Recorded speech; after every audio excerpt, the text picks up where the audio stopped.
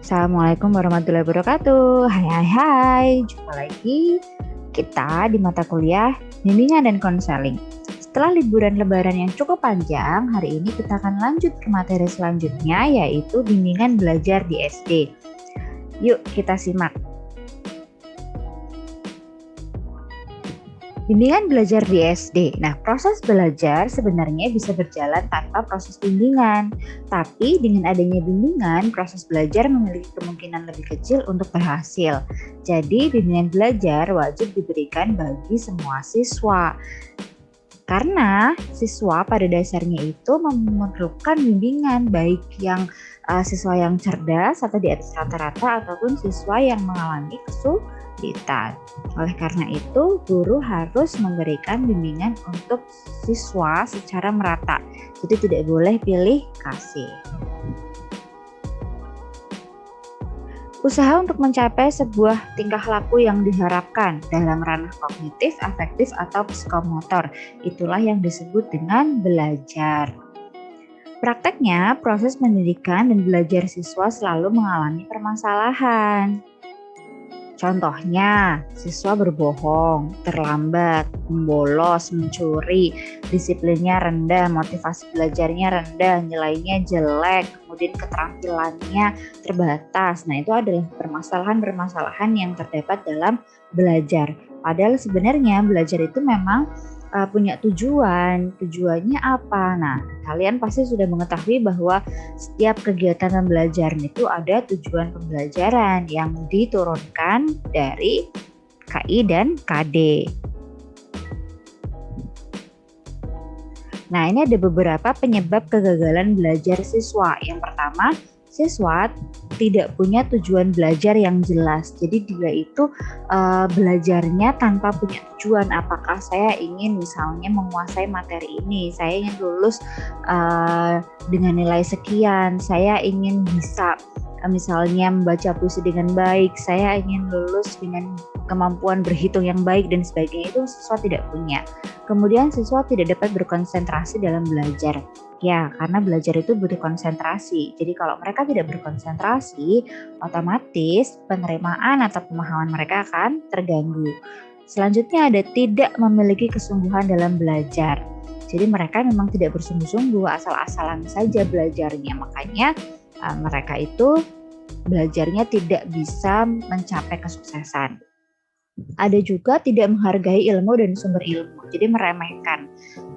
Juga misalnya meremehkan gurunya, meremehkan buku-bukunya, meremehkan orang tuanya, termasuk meremehkan ilmu itu sendiri. Makanya apapun yang dipelajari juga tidak akan masuk dan dia tidak akan percaya dengan apa yang dikatakan oleh sumber-sumber pengetahuan tersebut.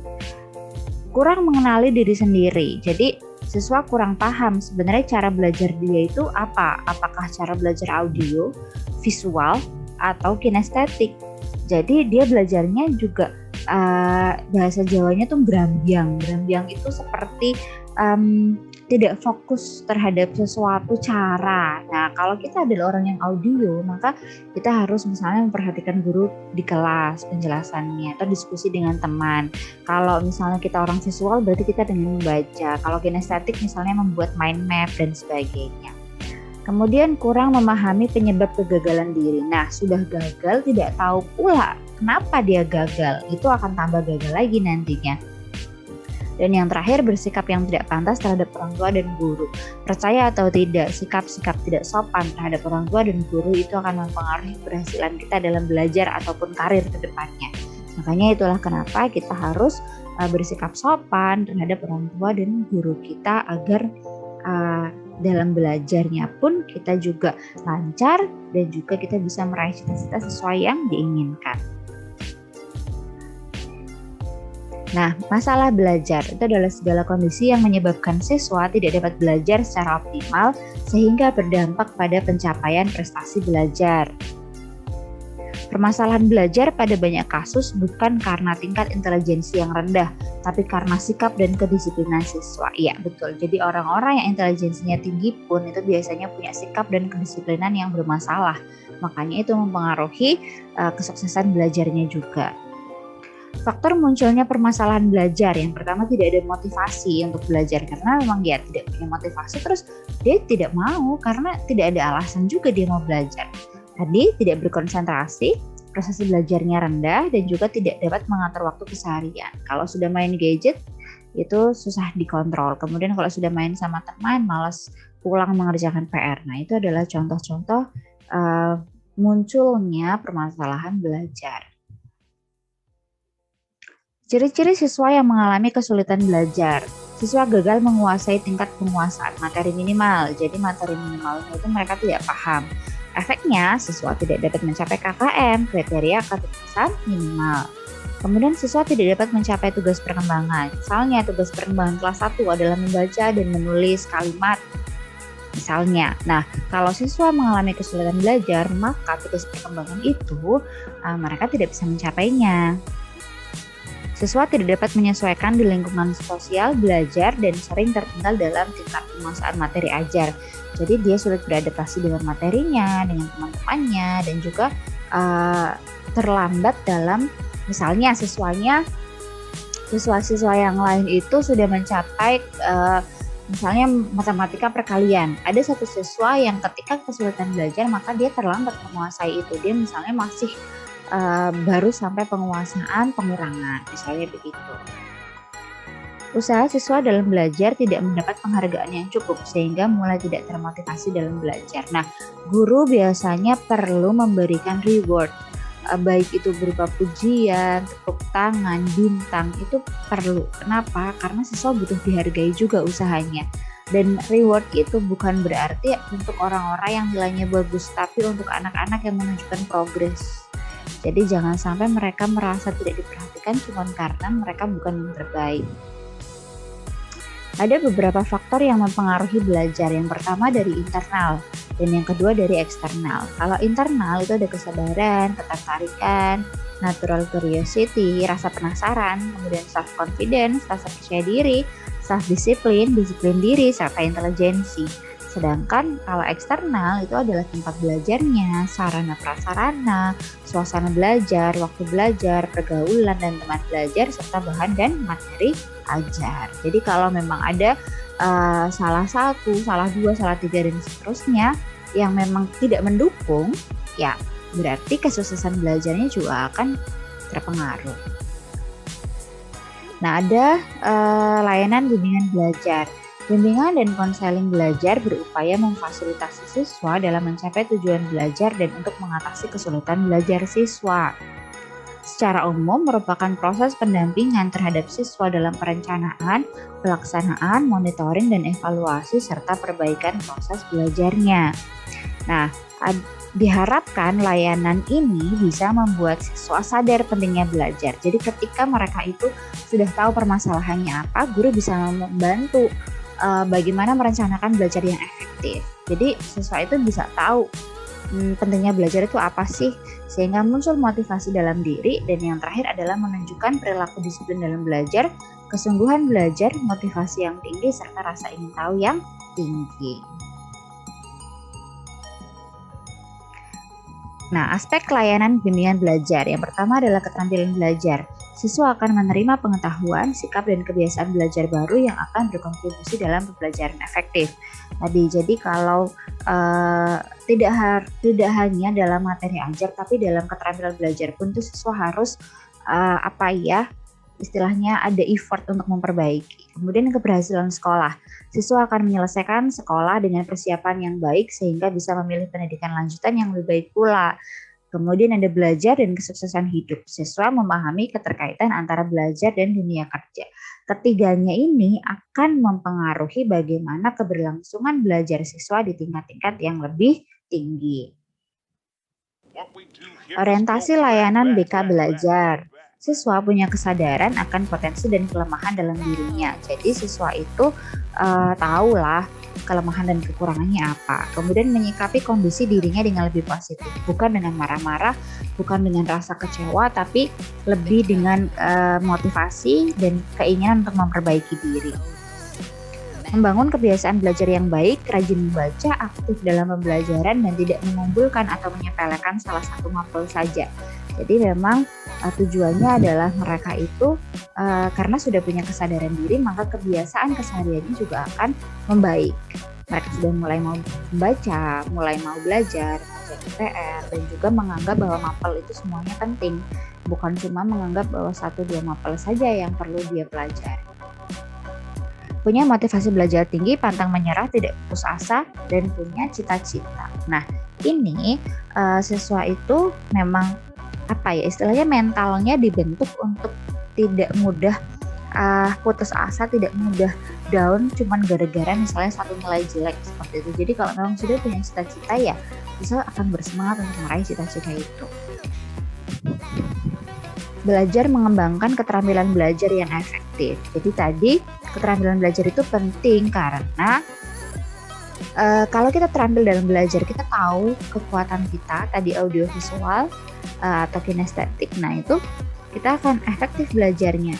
Saya efektif belajar setelah subuh, ya. Berarti siswa akan tahu menguatkan pemahamannya itu misalnya setelah sholat subuh. Ada juga yang misalnya dia itu lebih efektif belajar itu setelah isya misalnya, atau setelah maghrib. Nah, itu waktu-waktu yang biasanya sesuai untuk belajar. Kemudian tadi cara belajarnya bagaimana? Apakah saya harus membuat rangkuman atau mendengarkan guru di kelas, menyimak penjelasan guru, atau berdiskusi dengan teman, atau berdiskusi dengan orang tua. Nah, cara-cara itu akan membantu siswa untuk bisa terampil dalam belajar. Punya kebiasaan belajar mandiri dan otodidak.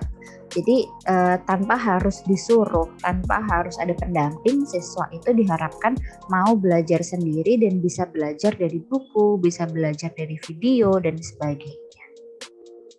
Kemudian siap mental dan menghadapi ujian dan punya sikap jujur dan percaya diri. Jadi memang tadi karena mentalnya sudah terbentuk untuk tidak mudah putus asa, pantang menyerah, maka ketika ada ujian tersendiri, itu siswa sudah siap dan siswa itu istilahnya pede lah untuk melaksanakan ujian dan jujur, tidak akan nyontek, tidak akan buka buku, tidak akan tanya teman, seperti itu.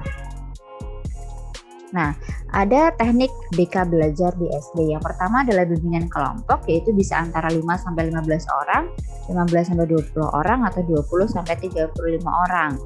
Pelaksanaannya tidak terpisah dari KBM, jadi memang pelaksanaannya ya dalam KBM itu. Kemudian untuk mencegah timbulnya permasalahan dan mengembangkan potensi siswa dalam belajar, serta untuk pembentukan sikap pribadi dan sosial dalam belajar. Karena kalau bimbingan kelompok berarti mereka harus berinteraksi dengan teman. Jadi jangan pelit-pelit sama berbagi ilmu. Jadi sikap sosialnya pun itu akan terbentuk. Kemudian pribadi yang toleran, pribadi yang suka berbagi itu akan muncul juga. Kemudian yang kedua, konseling kelompok. Nah, tadi bimbingan itu berarti untuk membimbing, ya. Ingat, berarti untuk membuat yang sudah baik menjadi lebih baik. Kalau konseling berarti penekanannya adalah pada upaya perbaikan permasalahan dalam belajar. Karena biasanya ada kebiasaan belajar yang salah. Masalah belajar yang dialami siswa sebenarnya bersifat sementara, karena itu masih bisa diperbaiki. Nah, kemudian 3, KBM bernuansa bimbingan yang memiliki prinsip menciptakan iklim kelas yang bebas ketegangan, siswanya sebagai subjek pengajaran, student center, kemudian menerima dan memperlakukan siswa sebagai individu yang punya harga diri, kelebihan, kekurangan, dan permasalahan. Jangan dicela, kemudian diberi reward, diberi penguatan, serta dimotivasi. Nah, itu harus. Kemudian mempersiapkan dan menyelenggarakan KBM sesuai dengan kebutuhan dan kemampuan siswa.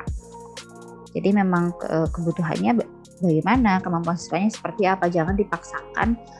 Misalnya nih ada guru pindah dari sekolah favorit pindah ke sekolah yang pinggiran dan siswanya banyak yang intelijensinya tidak setinggi siswa-siswa di sekolah sebelumnya. Maka guru tidak bisa memaksakan menggunakan metode dan cara-cara yang diterapkan di sekolah yang lama. Jadi memang harus disesuaikan. Kemudian memahami permasalahan dan hambatan siswa dalam mempelajari materi. Jadi memang siswa itu pasti punya masalah dan hambatan, dan guru harus paham dari mengamati, dari mengajak ngobrol mereka, kemudian dilihat dari nilai-nilainya, kira-kira apa yang menjadi kesulitan siswa-siswanya. Kemudian memberikan bantuan kepada siswa yang berkesulitan belajar dengan segera. Jadi kalau sudah tahu ada siswa yang mengalami kesulitan belajar, maka dibantulah dengan segera. Jangan sampai ini tidak bisa baca di kelas 1, besok masih ada kelas 2. Biarkan guru kelas 2-nya yang menangani. Ya bukan seperti itu, karena tugas perkembangan anak kelas 1 SD itu memang sudah bisa membaca dan menulis. Jadi harus memang bisa dikejar sehingga siswa bisa terampil dan memenuhi tugas perkembangannya agar dia tidak terlambat dalam belajar bersama dengan teman-temannya. Kemudian memberikan umpan balik terhadap evaluasi. Jadi setiap kali memberikan evaluasi harus ada umpan balik, benar salahnya, komentarnya, kemudian salahnya di mana, perbaikannya seperti apa. Nah itu umpan balik, termasuk pujian itu pun adalah umpan balik. Kemudian menggunakan pendekatan PAIKEM. Ya, jadi ada aktif, interaktif, komunikatif, efektif, dan menyenangkan. Itu harus. Melibatkan berbagai pihak dalam proses pembelajaran secara utuh. Jadi kalau jangan sampai guru merasa bertanggung jawab sendirian, orang tua harus dilibatkan, pihak sekolah harus dilibatkan untuk keberhasilan misalnya. Jadi jangan sampai bergerak sendiri.